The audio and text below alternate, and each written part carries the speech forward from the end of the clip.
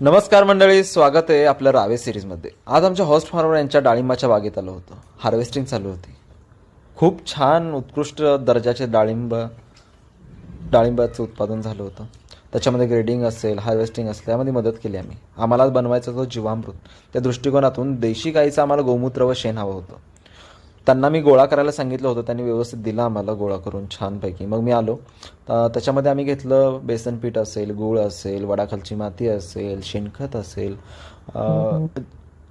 गोमूत्र असेल. हे देशी गाईचं आम्ही घेतलं होतं. व्यवस्थित छान एकजीव केलं, ढवळून घेतलं एका ड्रममध्ये 200 लिटरच्या. त्याच्यानंतर हे 10 किलो आम्ही शेण घेतलं होतं. त्याच्यामधला सगळा काडी कचरा व्यवस्थितपणे बाहेर काढला व छान तेही त्या बॅरलमध्ये ओतून ठेवलं. जवळपास आठवडाभर त्याला ठेवायचं झाकून आणि ते अधूनमधून दिवसातून 2-3 वेळा ढवळायचं. अशी प्रोसेस चालू होती. तर भेटूयात